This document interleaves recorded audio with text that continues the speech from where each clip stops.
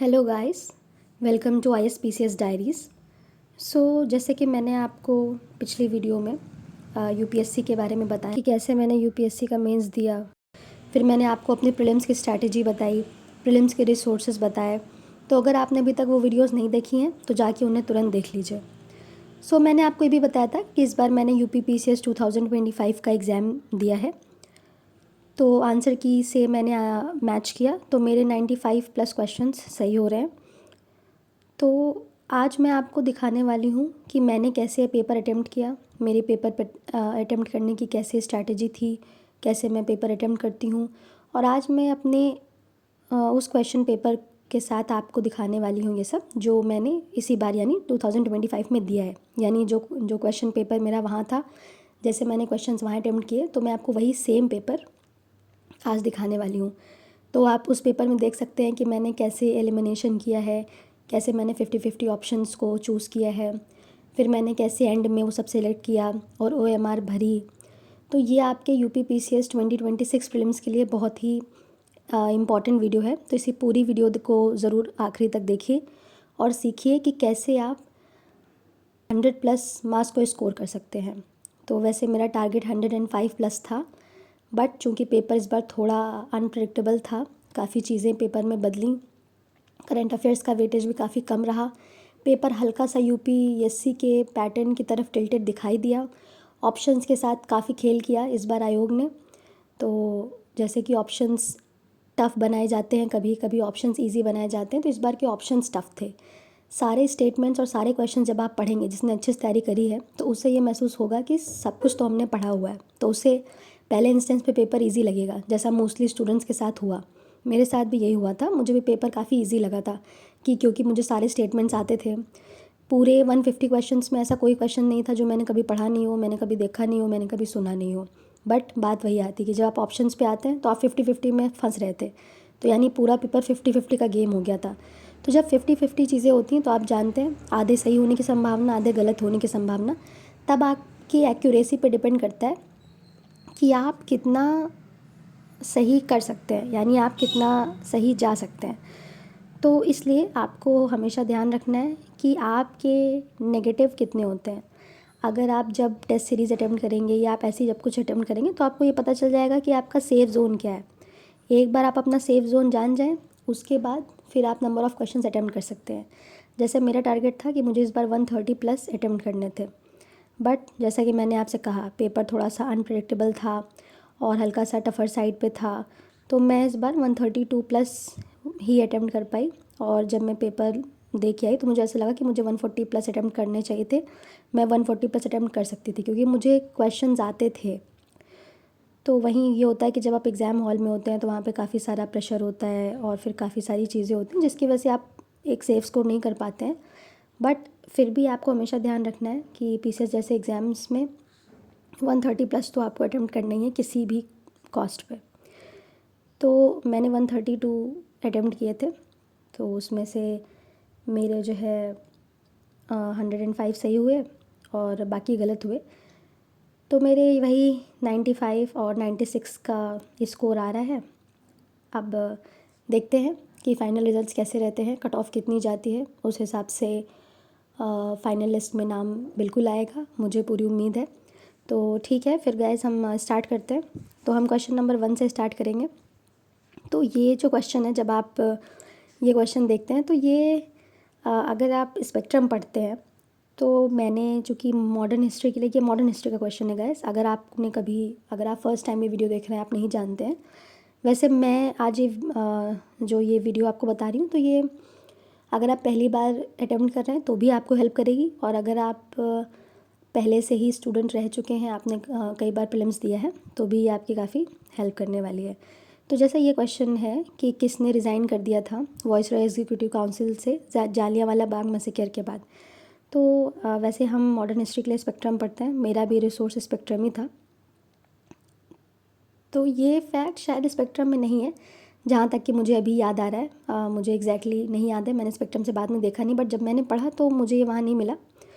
तो ये मुझे मैंने UPPCS के लिए, स्पेशली करंट अफेयर्स के लिए, मैं स्टडी फॉर सिविल सर्विसेज जो चैनल है जहाँ पे ज्ञान सर पढ़ाते हैं, ज्ञान सर अपने नोट्स देते हैं। तो मुझे उनके करंट अफेयर्स, जो करंट अफेयर्स का पापा वीडियो आता है, वो मैंने फ़ॉलो किया है और वो बहुत ही अच्छा है।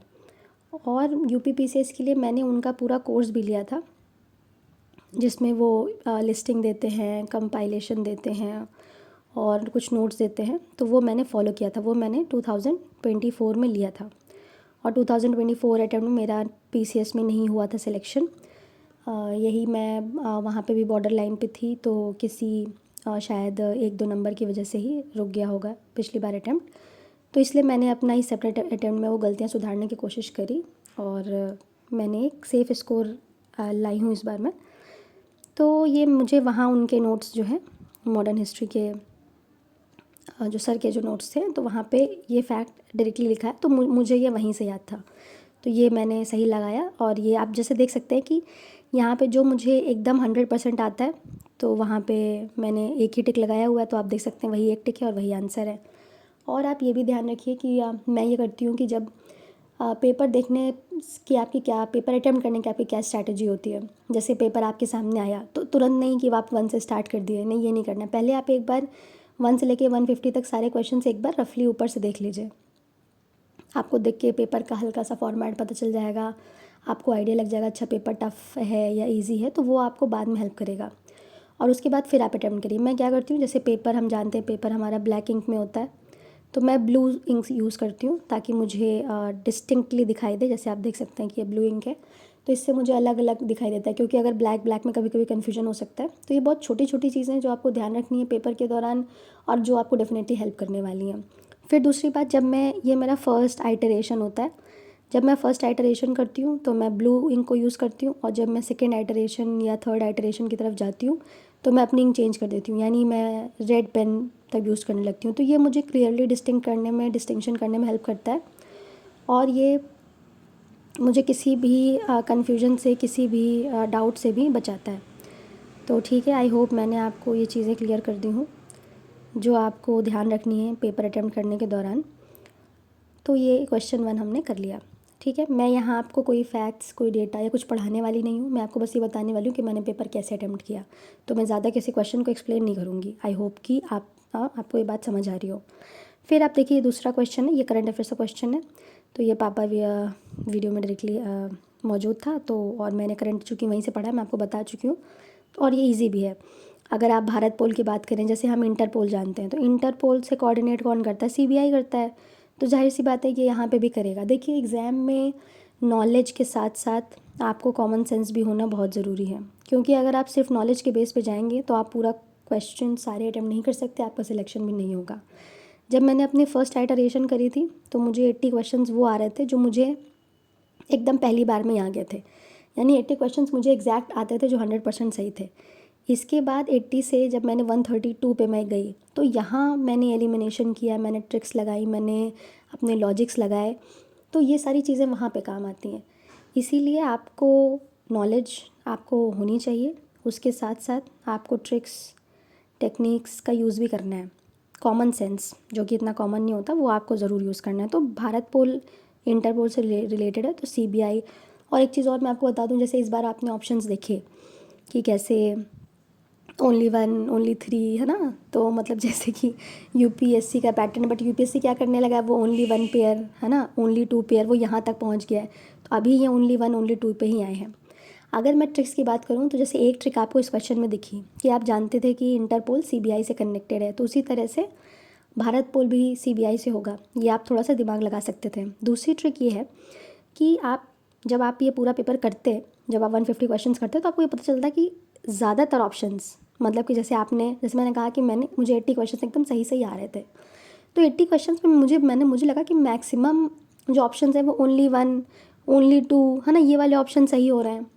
तो जब मुझे 50-50 के क्वेश्चंस में डाउट होता था, तो मैं अपने ये ओनली 1 वाले ही ऑप्शन को टिक करती थी। ओनली 1 यानी जिसमें ये लिखा ओनली 1, ओनली 2, ओनली 3, मतलब अगर कोई ऐसा ऑप्शन है जिसमें लिखा है बोथ 3 एंड 4, और दूसरा ऑप्शन जहाँ लिखा है कि ओनली 1, तो मैं इसमें ये वाला टिक कर रही थी, क्योंकि मैं देख रही थी ज़्यादातर आंसर यही वाले हैं। तो देखिए ये कॉमन सेंस आपको उसी समय, यानी जब आप क्वेश्चन पेपर कर रहे हैं तभी आपको ये अप्लाई करना है। तो ये बहुत छोटी छोटी चीज़ें हैं जो आपको दूसरों से अलग बनाएंगी, जो आपके मार्क्स को बढ़ाएंगी और आपका सिलेक्शन गारंटी करेंगी। और एक और चीज़ देखिए, इस एग्ज़ाम में क्या हुआ है कि सिली मिस्टेक्स बहुत ज़्यादा हुई हैं लोगों की। यानी आप यकीन मानिए कुछ लोग ऐसे हैं जो कह रहे हैं मतलब कि ओनली वन ऑप्शन इन्होंने, देखिए आप ये देखिए ओनली वन है लेकिन ये ए ऑप्शन नहीं है, ये सी ऑप्शन है। तो लोगों ने सोचा कि ओनली वन तो ए ऑप्शन पे ही होता है, तो उन्होंने ए लगा दिया, जबकि आंसर क्या था, सी था। तो ये एक सिली मिस्टेक है। तो ये होता है ऑप्शंस को टफ बनाना, जो इस बार आयोग ने बनाया है। तो यही चीज़ें आपको ध्यान रखनी है कि किस तरीके से आप जब पेपर दें तो आपको अपनी आंखें खुली रखनी है, आपको अपना माइंड 100% पेपर पे कंसंट्रेट होना चाहिए, इधर उधर की बातें नहीं सोचनी है, क्योंकि अगर आपने ऐसा किया तो फिर आपके लिए दिक्कत हो सकती है और आपकी सिली मिस्टेक्स बहुत ज़्यादा हो जाएंगी। तो आई होप मैंने आपको ये 2 इम्पॉर्टेंट ट्रिक्स बताई हैं और क्वेश्चन को कैसे अटेम्प्ट करना है वो मैं आपको बता रही हूँ। फिर देखिए हम थर्ड क्वेश्चन में जाते हैं, with reference to Atal tunnel. अब देखिए जो ये अटल टनल का क्वेश्चन है, ये कोई अभी रिसेंट का क्वेश्चन नहीं है, ये एक कंटेम्प्रेरी क्वेश्चन है। और इनफैक्ट मैं ये बताऊँ तो ये स्टैटिक में जा चुका है अब, क्योंकि ये बहुत पुरानी न्यूज़ है, आप इसको करंट नहीं कह सकते हैं। तो ये मैंने देखिए पढ़ा हुआ था, ठीक है, उसके बाद भी आप देखिए मेरा ये गलत हो गया। आप देखिए यहाँ पे मैंने बोथ 1 और 2 लगाया, लेकिन ऑप्शन क्या है, ओनली 2। तो आप देख रहे हैं ना कि इसमें, अच्छा इसमें मुझे क्या था, बिल्कुल डाउट नहीं था, मैं 100% श्योर थी इसमें कि इसका यही आंसर होगा। मैंने अभी तक सही आंसर नहीं चेक करे हैं, वो मैं दूसरी वीडियो बनाऊंगी जिसमें मैं सही आंसर्स के साथ आपको बताऊंगी। बट यहाँ पे आप देख सकते हैं कि ये मेरा गलत हो गया। तो ये इसके लिए भी आप तैयार रहिए। और ये देखिए ये याद था कि पीर पंजाल रेंज में, ये मुझे पता था, बट ये वर्ल्ड्स लॉन्गेस्ट टनल है, मैंने ये पढ़ा था, लेकिन ये देखिए गलत हो गया। फिर हम फोर्थ क्वेश्चन पे आते हैं। अब देखिए ये आ गया आपका आर्ट एंड कल्चर।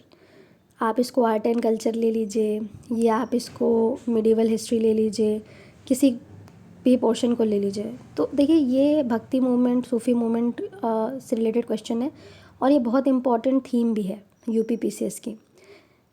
तो ये हमें पढ़ के जाना होता है, मैंने पढ़ा भी था बट वही रिवीजन की हल्की सी कमी। तो मैंने यहाँ पे देखिए लगाया, इन 2 ऑप्शन में मुझे कन्फ्यूजन था, मैंने यहाँ देखिए 50-50 लिखा। मैं ये भी करती हूँ एग्ज़ाम में, जिस क्वेश्चन मुझे डाउट होता है कि 50-50 है तो मैं वहाँ 50-50 लिख देती हूँ। बट इस एग्ज़ाम में क्या हुआ, ऑलमोस्ट हर क्वेश्चन में 50-50 हो रहा था, तो 50-50 लिखने में मैंने अपना टाइम नहीं वेस्ट किया। जहाँ मुझे लगा मैंने 50-50 लिखा और जहाँ नहीं लगा मैंने वहाँ पर नहीं लिखा। लेकिन अब देखिए अब आप 50-50 कर रहे हैं, अब जाहिर सी बात है 50-50 में आपके चांसेस भी 50-50 ही हैं कि अब इन दोनों क्वेश्चन में या तो ये सही होगा या तो ये सही होगा। तो यहाँ पे डी सही है और मैंने शायद इसमें सी लगाया था, तो मेरा शायद ये गलत हो गया। तो अब देखिए मैंने इसको एलिमिनेट ऐसे किया था, जैसे कि अभी मुझे एग्जैक्टली याद नहीं आ रहा है, इसमें डिसाइपल लिखा हुआ है और गुरु लिखा हुआ है। हाँ, तो जैसे कबीर का हम सबको पता होता है, कबीर के रामानंद हैं, तो ए का 2 होगा। तो जब आपको ये पता है तो आप ये ऑब्वियसली और भी एलिमिनेट कर देंगे। फिर बी का आपने देख ही लिया, बी का 2 अमीर खुसरो का निज़ामुद्दीन और औलिया हो गया, कबीर का रामानंद हो गया। अब सूरदास और मर्दाना में कन्फ्यूजन था, तो सूरदास का गुरु नानक देव होगा या मतलब सूरदास का, हाँ सूरदास का वल्लभाचार्य ही होना चाहिए और मर्दाना का गुरु नानक देव। हाँ तो शायद ये मेरा सही था कि मैं सूरदास का वल्लभाचार्य लगाया होगा। तो देखिए ये सारी चीज़ें हैं। अभी मैंने वही, जैसे मैंने बोला, मैंने भी आंसर्स की से बस मैच किए हैं, मैंने भी करेक्ट आंसर्स नहीं देखे हैं, इसलिए मैं आपको एग्जैक्टली चीज़ें नहीं बता पा रही हूँ, ना मैं पढ़ा रही हूँ, मैं अभी आपको बस ये बता रही हूँ कि अटेम्प्ट कैसे करना होता है। तो इससे जब आपको अगर एक मतलब आप देखिए अगर आपको यहाँ एक भी चीज़ की, एक भी ऑप्शन की नॉलेज है तो आप एलिमिनेट कर पाए, 50-50 तक पहुँच गए। और हमेशा ध्यान रखिए कि अगर आप 50-50 तक पहुँच गए हैं तो आपको कभी भी वो क्वेश्चन छोड़ना नहीं है, हमेशा ध्यान रखिए, बिल्कुल नहीं छोड़ना है, ठीक है। अब उसके बाद हाइड्रो इलेक्ट्रिसिटी नॉर्थ इंडिया की बात करते हैं। अब देखिए यहाँ पे क्या लिखा है कि there are huge possibilities of hydro electricity in the Himalayan region, बिल्कुल सही है। जब भी ऐसे कोई क्वेश्चन होते हैं तो हमें कॉमन सेंस लगाना होता है, भाई हिमालयाज़ में क्या है, हिमालयाज़ में गंगा है, ब्रह्मपुत्र है ना, बहुत सारी नदियाँ हैं, पेरिनियल रिवर्स हैं, तो हाइड्रो इलेक्ट्रिसिटी डेफिनेटली वहाँ पे होगी, ह्यूज पॉसिबिलिटी होगी। फिर लिखा हुआ है कि eastern Uttar Pradesh and Bihar can not utilise this potential because the Himalayas situated to their north lies in the boundary of Nepal. तो अब देखिए मुझे इसमें पूछा था कि करेक्ट आंसर क्या है। अब देखिए, अब जब मैं इस क्वेश्चन को देख रही हूँ तो मुझे सच में लग रहा है कि ये 2 ऑप्शन तो एकदम ही बेकार है ना? क्योंकि ईस्टर्न उत्तर प्रदेश और बिहार क्यों नहीं यूटिलाइज़ कर पाएंगे इस पोटेंशियल को, है ना? तो ये तो मुझे एकदम ही गलत लग रहा है। तो मुझे अभी ऑप्शन 1 सही लग रहा है, बट एग्ज़ाम में मुझे अच्छा नहीं हाँ, देखिए जो मुझे वहाँ लग रहा था वही मुझे यहाँ लग रहा है। इसका सही आंसर बोथ 1 एंड 2 है कि मतलब ईस्टर्न उत्तर प्रदेश और बिहार यूटिलाइज़ नहीं कर सकते हैं, है ना? तो ये देखिए, ये आप देख सकते हैं कि ये एक जेन्युइन कन्फ्यूजन है और ये एक हल्का सा ट्रिकी क्वेश्चन भी है। तो ऐसे क्वेश्चन पे हमें ध्यान देना होता है। अगर ऐसे क्वेश्चंस नहीं पता है तो इन्हें छोड़ देना ही बेहतर है। फिर आप देखिए, ये अपिको मूवमेंट की बात आती है। तो अपिको मूवमेंट जो है मैंने अच्छी तरह से पढ़ा था केरला। अब यहाँ पे क्या हो गया, यहाँ पे केरला और कर्नाटक तो मैंने ये एलिमिनेट कर दिया दोनों, है ना? आप देख सकते हैं कैसे मैंने कट कर दिया। तो जब मैंने 1 एंड 2 कट किया, फिर मैंने ओनली 1 और ये 2 कट कर दिया। अब यहाँ पे देखिए 2 ऑप्शन, यानी फिर से मैं 50-50 पे हो गई और देखिए मैंने यहाँ 50-50 लिखा भी है। अब मुझे केरला, कर्नाटक और 3 और 4 में कन्फ्यूजन होने लगा कि भाई क्या होता है। तो इसमें मैंने शायद दोनों में से कोई एक किया है। लेकिन देखिए, इसका मतलब है, इसका जब मैं ये करती हूँ इसका मतलब है कि मुझे ज़्यादा ऑप्शन ये लग रहा है, 3 एंड 4 वाला लग रहा है।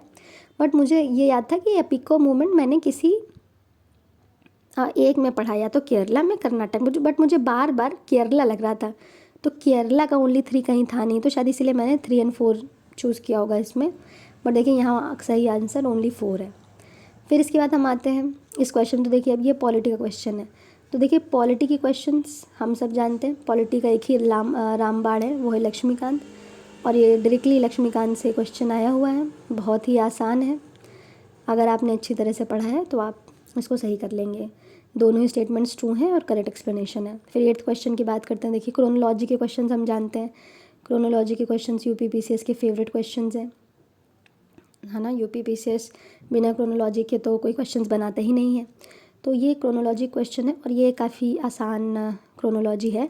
बट देखिए रिवीजन की कमी कैसे पता चलती है। मैंने बहुत अच्छे से ये सब रिवाइज़ किया था। ये हमारा मॉडर्न हिस्ट्री का वो पार्ट है जिसको बहुत सारे लोग इग्नोर कर देते हैं। जो हमारे, जब आपने पढ़ा होगा 1857 रिवॉल्ट्स की पहले वाली चीज़ें होती हैं, तो ये देखिए यहाँ पे आपको डेट्स होनी चाहिए। बट मुझे देखिए इन सब को तो मुझे एग्जैक्ट याद था, बट मुझे यहाँ पे कन्फ्यूज़ होने लगी एग्ज़ाम में, जिसकी वजह से मुझे डाउट हुआ एग्ज़ाम में। तो ये आपके साथ ना हो, इसलिए बहुत ज़रूरी है कि आप चीज़ों को रिवाइज़ करके अच्छी तरह से जाएं। तो यहाँ पे देखिए मैंने इन दोनों ऑप्शन में मुझे सी या डी में कोई इसका आंसर लग रहा है। अभी मैंने इसका शायद सही आंसर लगाया नहीं है कि सही इसकी क्या क्रोनोलॉजी है। तो इल्बर्ट बिल कंट्रोवर्सी हम सबको पता है 1878 में। इंडिगो रिवोल्ट भी हमें पता है। अवध का भी एक्विजिशन भी पता है। तो इन दोनों में, इसमें भी 50-50 में थोड़ा सा कन्फ्यूजन हो रहा था। फिर देखिए 9th क्वेश्चन की बात करते हैं हम लोग। तो इस क्वेश्चन देखिए, मैं चूँकि वैसे यूपीपीसीएस में काफ़ी रटने की चीज़ें आती हैं, बट मैंने ऐसे स्पेसिफिक चीज़ें रटी हुई नहीं है कि फाइनेंस कमीशन का चेयरमैन कौन है। तो इसे भी मैंने अपने लॉजिक से और तुक्के से ही सॉल्व किया था। तो शायद ये मेरा सही है। अभी मैंने इसमें एग्जैक्ट मार्क नहीं किया हुआ है, लेकिन ये मेरा सही था शायद। तो यहाँ पे भी मुझे 50-50 में कन्फ्यूजन हो रहा था। फिर इसके बाद हम बात करते हैं, ये आप देख सकते हैं अलाउद्दीन खिलजी का क्वेश्चन है। तो ये मैं आपको बताऊं फ्रेंड्स, ये मैंने बहुत कुछ दिन पहले ही रिवाइज़ किया था, बट फिर भी ये मेरा गलत हो गया। आप देख सकते हैं मैंने यहाँ कोई ट्रिक अपनाई होगी, ट्रिक लगाई होगी, बट ये मेरा गलत हो गया। मैंने सी किया, बट इसका आंसर ये हो गया। तो आप ये देखिए, और ये देखिए मैंने एलिमिनेट कर दिया। तो यानी यहाँ पे फिर 50-50 में मैंने ऑप्शन लिया और वो गलत हो गया। तो इन सब चीज़ों का हमें ध्यान रखना होता है। अब ये देखिए 1 डिस्ट्रिक्ट 1 प्रोडक्ट, ये हमारे यूपी स्पेशल का क्वेश्चन है। तो यूपी स्पेशल के भी 5 से 6 क्वेश्चंस यूपी में आते हैं, हमें पता है। तो हमें वो भी अच्छी तरह से तैयार करना होता है। मेरे लिए इसका रिसोर्स SCS का ही था। मैंने उन्हीं के जो नोट्स हैं उसको यूज़ किया है। तो इस क्वेश्चन में जैसे मूंज प्रोडक्ट्स पूछा है, तो इसका तो 1 एंड 2 है, ईजी है, ये आप देख सकते हैं। अब ये एनवायरनमेंट का क्वेश्चन है, बहुत ही ज़्यादा आसान क्वेश्चन है। PYQ है, बहुत बार पूछा गया है, घटना चक्र में भी इसका मेंशन है। तो ये वो आसान है, इसमें तो कोई डाउट नहीं। तो देखिए जिस क्वेश्चन में कोई डाउट नहीं है वो सीधे 1 मार्क है, और वहाँ पे ये भी है। आप इसमें ऑप्शंस को एलिमिनेट भी कर सकते हैं। फिर है ना। तो देखिए अभी मैं आपको ऐसे एक्सप्लेन नहीं कर रही हूँ कुछ खास, मैं अभी बस आपको ये बता रही हूँ कि कैसे आप क्वेश्चन को कर सकते हैं। मैं अपनी दूसरी वीडियो लाऊंगी जिसमें मैं सारे ऑप्शंस को एक्सप्लेन करते हुए और जो करेक्ट आंसर है उसको भी मैं आपको बताऊंगी, और डिटेल में हम हर ऑप्शंस को एनालाइज करेंगे, तो वो आपके लिए काफ़ी हेल्पफुल रहेगा। अब देखिए ये ऑपरेशन ब्रह्मा का एक क्वेश्चन है, तो ये हमारा करंट अफेयर्स था, बट यहाँ देखिए कैसे इन्होंने कंफ्यूज करा है। मैंने पढ़ा था म्यांमार, मुझे याद आ रहा था, बट फिर उन्होंने म्यांमार मुझे पता था ये और ये नहीं है, बट यहाँ इन्होंने 2 और 4 लिख दिया है ना, तो ये कन्फ्यूज़न क्रिएट कर दिया। तो इसके लिए आपको याद होना चाहिए। अब देखिए ये वो क्वेश्चंस होते हैं जो आपको एग्जाम में कन्फ्यूजन क्रिएट करते हैं और आप इनको छोड़ सकते हैं, बट मैं आपको राय दूंगी ऐसे क्वेश्चंस को बिल्कुल छोड़ना नहीं है। 50-50 वाले डेफिनेटली अटैम्प्ट करना है आपको एनी हाउ, है ना। अब फिर देखिए ये क्वेश्चन क्या है कि नेशनल इंडिकेटर फ्रेमवर्क प्रोग्रेस कौन प्रिपेयर करता है। तो आप देखिए इसमें थोड़ा दिमाग लगाने की ज़रूरत होती है। क्या पूछ रहा है कि national indicator framework progress report sustainable development goal के लिए। तो सस्टेनेबल डेवलपमेंट गोल का काम कौन देखता है? नीति आयोग देखता है। नीति आयोग ने किसको रिप्लेस किया है? प्लानिंग कमीशन को रिप्लेस किया है। तो अगर आप उससे जाते तो आप यहाँ पे आ सकते थे, बट यहाँ मुझे डिपार्टमेंट ऑफ फाइनेंस में भी कन्फ्यूजन हो रहा था। और देखिए यहाँ इन्होंने ऑप्शन भी ऐसे दिए 1 और 3 और ओनली 3। बट जैसे मैंने आपको एक ट्रिक बताई थी कि अब 50-50 में आपको कन्फ्यूजन हो रहा है, आप देख रहे हैं ज़्यादातर ऑप्शन ओनली 3 की तरफ जा रहे हैं, मतलब ओनली वाले ऑप्शन ज़्यादा सही हैं, इसलिए मैंने यहाँ पे ओनली 3 लगा दिया। वही टेक्निक अगर आप इस क्वेश्चन में भी देखें कि मुझे इसमें और इसमें कन्फ्यूजन हो रहा था, बट ज़्यादा ऑप्शन ओनली वाला सही है, यानी एक तो मैंने इसमें ये लगा दिया, ओनली 2 लगा दिया। तो आप देख सकते हैं अगर आप एक ट्रिक उसी समय एग्ज़ाम में अगर आप अपनी बना लें तो आपके काफ़ी सारे क्वेश्चन सही हो जाएंगे। और ये ट्रिक मैंने यूज़ करी है एग्ज़ाम में ही, यानी ट्रिक आप उसी समय एग्ज़ाम में बनाइए और फिर वही ट्रिक आप यूज़ करिए, है ना। अब देखिए ये जो क्वेश्चन था ये भी मतलब कि थोड़ा सा रटने का क्वेश्चन है। वैसे अगर आप जानते हैं 17th लोकसभा में ओम बिरला है, क्योंकि 18th लोकसभा में इस समय चल रही है। तो अब देखिए इन्होंने क्या किया, डी के सारे ऑप्शन एक जैसे कर दिए, है ना। तो मतलब पहले ही इन्होंने क्लियर कर दिया। तो अब देखिए ये भी आप तब कर सकते हैं जब आपको इनमें से कोई एक आता हो। तो यहाँ पे मुझे देखिए इन दोनों में कन्फ्यूजन हो रहा था क्योंकि मैंने हल्का सा गेस कर लिया था। और यहाँ पे जब भी आप मैचिंग के क्वेश्चंस जाते हैं तो मैचिंग के क्वेश्चंस में आपको यहाँ पे भी हल्की सी ट्रिक लगानी होती है कि जो ज़्यादा कॉमन आ रहा है वही आंसर है। अब देखिए इसमें 2 और 2 कॉमन है ना।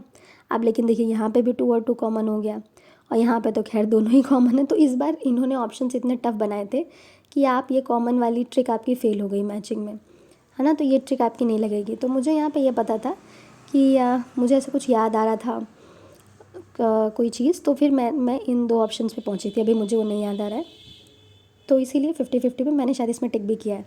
अब देखिए अब आप ये क्वेश्चन देखिए, ये करंट अफेयर से रिलेटेड है, तो ये तो डायरेक्टली करंट अफेयर्स में न्यूज़ में मेंशन थी, ये पता है। अब लेकिन ये इन्होंने दे दिया, है ना। तो अभी देखिए अभी डेटा सही भी हो सकता है, डेटा गलत भी हो सकता है, तो यहाँ पे आपको रिस्क लेना है। यहाँ पे मैं फिर 50-50 पे आ गई थी क्योंकि मुझे पता था कि ओनली 1 तो सही है। अब यहाँ मतलब कि 1 तो सही है, अब यहाँ पे या तो 1 हो सकता था या यहाँ पे बोथ 1 और 2 हो सकता है। तो फिर मैंने शायद इसमें बोथ 1 और 2 ही लगाया है, तो यही आंसर है। और हाँ देखिए आप देख रहे होंगे क्वेश्चन पे कैसे मैं सर्कल लगा रही हूँ। ये जो जितने मैं सर्कल लगा रही हूँ इन सारे क्वेश्चंस का ये मतलब कि इन्हें मुझ पे डाउट है, इन्हें मुझे अपने दूसरे आइटरेशन में विजिट करना है। और यहाँ देखिए सर्कल नहीं है, यानी ये मैं 100% श्योर हूँ ये मेरा सही है। जब मैं दूसरे स्टेज पर जाऊँगी तो मैं बिल्कुल भी इस क्वेश्चन को नहीं देखूँगी, नहीं तो मेरा टाइम वेस्ट होगा। ओके गाइज, तो मुझे लग रहा है आज हमने 16 क्वेश्चंस कर लिए, तो आज के लिए काफ़ी है। दूसरी वीडियो में हम 16 के आगे क्वेश्चंस को अटेम्प्ट करेंगे और अपनी चीज़ें सीखेंगे। आई होप जो मैंने आज आपको चीज़ें बताई हैं वो आपके दिमाग में फ़िट हो गई हो। यानी कि पहली चीज़ आपको एग्ज़ाम हॉल में कौन सी चीज़ आपका सिलेक्शन दिलाएगी, नॉलेज के बाद आपकी ट्रिक्स और आपकी टेक्निक्स, और सबसे बड़ी बात आपका कॉमन सेंस। अगर आप ये सारी चीज़ें एग्ज़ाम में लेके जाएंगे तो डेफिनेटली आप 105+ सही करके आएंगे। और फिर देखिए पेपर पे डिपेंड करता है, पेपर इजी है कि पेपर टफ है, वहाँ पे तुरंत तब आपको ये डिसाइड करना है कि आपको कितने क्वेश्चंस अटेम्प्ट करने हैं। बट किसी भी केस में 130+ तो आपको अटेम्प्ट करना ही है। अगर आप 130 से नीचे अटेम्प्ट करके आते हैं तो आपकी एक्यूरेसी बहुत अच्छी होनी चाहिए। अगर आपकी एक्यूरेसी अच्छी नहीं है तो फिर सिलेक्शन में प्रॉब्लम हो सकती है। देखिए मुझे पता है कि मेरे 20 की रेंज में गलत होते हैं आंसर, यानी मैं कितने भी अटेम्प्ट करूँ मैं 20 की रेंज में गलत होंगी। जैसे इस बार मेरे 27 to 28 क्वेश्चंस गलत हुए हैं। तो इसीलिए मुझे इसी के अनुपात में अटेम्प्ट करने हैं। तो ये गाइस आपको तभी पता चलेगा जब आप टेस्ट सीरीज़ लगाएंगे या आप बार बार PYQs लगाते हैं, तभी आपको इन चीज़ों का अच्छे से नॉलेज होगा। तो आई होप आपको ये वीडियो पसंद आई हो, आप लोगों को काफ़ी कुछ सीखने को मिला हो। और मैं अगली वीडियो लाऊंगी जिसमें हम 16 से आगे क्वेश्चंस अटेम्प्ट करेंगे। साथ ही साथ मैं एक दूसरी वीडियो में ट्रिक्स और टेक्निक्स की भी बात करूंगी जो आप UPPCS में अप्लाई कर सकते हैं और अपने नंबर को बढ़ा सकते हैं। फिर उसके बाद मैं UPPCS के सोर्सेज़ को जो मैंने फॉलो किया था मैं वो उसकी भी वीडियो लेके आऊँगी, और पेपर अटेम्प्ट कैसे करते हैं इसकी भी मैं वीडियो लेके आऊँगी। आप मुझे कमेंट करें अगर आप ये वीडियोस को देखना चाहते हैं, और अपने दोस्तों में ज़्यादा से ज़्यादा शेयर करें, क्योंकि यही मुझे मोटिवेट करता रहेगा गाइस आपके लिए वीडियो बनाने के लिए और आपके लिए हेल्प करने के लिए। Thank you so much. लगातार देखते रहिए ISPCS डायरीज़, एंड प्लीज़ आपको ये वीडियो कैसी लगी कमेंट में ज़रूर लिख के बताएं।